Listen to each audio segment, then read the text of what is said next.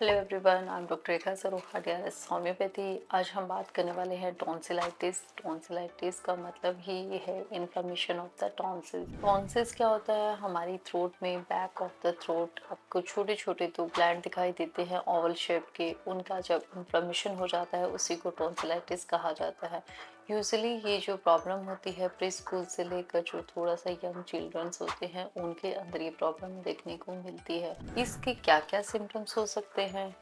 सबसे पहले तो हम बात करेंगे कि क्या कारण होते हैं कि जिसके कारण से टॉन्सिलाइटिस अपीयर होता है। ये किसी वायरल इन्फेक्शन के कारण भी हो सकता है, कई बार ये बैक्टीरियल इन्फेक्शन के कारण भी देखने को मिलता है। जो ट्रीटमेंट है वो टोटली इसके साइन सिम्टम्स पे बेस्ड होती है। सर कुछ लोगों में मीन्स कुछ पेशेंट्स में सर्जरी एडवाइस की जाती है। जब कोई भी पेशेंट है या कोई बच्चा है, जब ये आपका जो मेडिसिनल ट्रीटमेंट से जब रिस्पॉन्ड नहीं करता, सिर्फ उन्हीं केसेस में सर्जरी एडवाइस की जाती है। अदरवाइज जो टॉन्सिल्स है ये मेडिसिन से बिल्कुल प्रॉपरली ठीक हो जाते हैं। टॉन्सिलाइटिस जो प्रॉब्लम है वो आप मेडिसिन की हेल्प से आसानी से इसको ट्रीट कर सकते हैं। क्या क्या सिम्टम्स हो सकते हैं टॉन्सिलाइटिस के, ये जानना बहुत ही इंपॉर्टेंट है। टॉन्सिलाइटिस का मतलब ही इन्फ्लेमेशन ऑफ द टॉन्सिल्स है। तो सबसे पहले जो टॉन्सिल्स है वो आपके रेड स्वॉलन हो जाते हैं। डिफिकल्टी होती है, आपको कुछ भी खाना खाने में, निकलने में प्रॉब्लम होने लगती है। आपको फीवर जैसी फीलिंग होने लगती है, फटीग है, थकावट फील होने लग जाती है। कुछ बच्चों की जो आवाज़ है हॉर्सनेस आ जाती है, मीन्स आपकी जो आवाज़ है उसमें एक बहुत ही खराश रहती है। कुछ भी खाया पिया नहीं जाता, बच्चा अक्सर रिफ्यूज़ कर देता है खाना पीना। एंड इसके साथ साथ आपको कई बार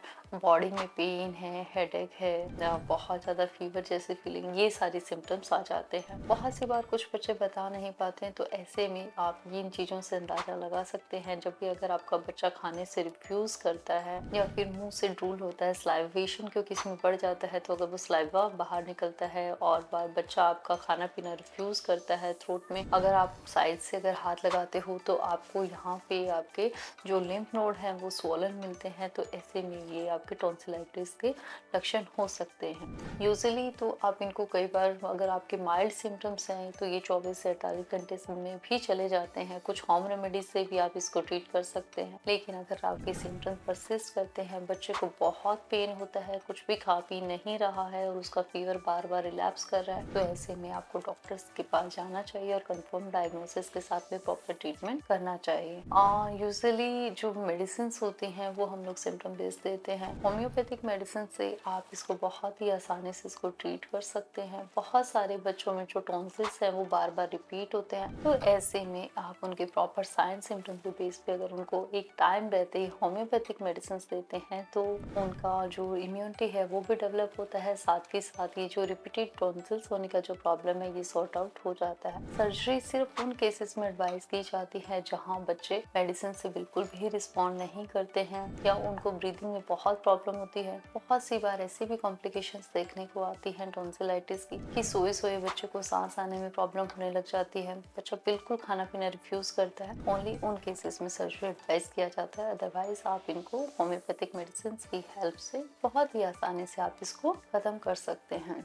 अगर बच्चे को ये प्रॉब्लम अपीयर होता है तो आप वैसे में उसको खाने पीने में भी कुछ चीज़ों का, लिक्विड चीज़ों का इंटेक उसका आप बढ़ा दीजिए। मेडिसिन के साथ साथ क्या क्या होम रेमेडीज आप बच्चे के लिए यूज़ कर सकते हैं। ऐसे में सबसे इम्पॉर्टेंट यही रहता है कि एक तो गर्म पानी में नमक डालकर एक सेलाइन वाटर के साथ में हो सके तो बार बार आप उनको गार्गल्स कराएं, और इसके साथ साथ आप उनको वार्म लिक्विड्स दें ताकि ईजिली बच्चा उसको खा पाए। और जितना हो सके थोड़े दिन तक सॉलिड फूड थोड़ा अवॉइड करें, लिक्विड फूड का इंटेक बहुत अच्छा रखें, बॉडी को हाइड्रेट रखें। और सूदिंग के लिए आप लोजेंसेस वगैरह का यूज़ कर सकते हैं। एंड इसके साथ में आप होम्योपैथिक ट्रीटमेंट अपना सकते हैं जो कि आपके लिए बहुत ही सेफ है। और इस तरीके से बच्चों की जो टेंडेंसी है बार बार टॉन्सिल्स की इन्फ्लेमेशन की, वो रिड्यूस हो जाती है और उसका इम्यूनिटी बढ़ जाता है। ऐसे ही और वीडियोस के लिए आप हमसे जुड़े रहें। ज़्यादा से ज़्यादा आप हमारे चैनल को सब्सक्राइब करें ताकि हम आपके लिए ऐसी वीडियोस लेके आएँ। डॉक्टर रेखा सरोहा, डीआरएस होम्योपैथी।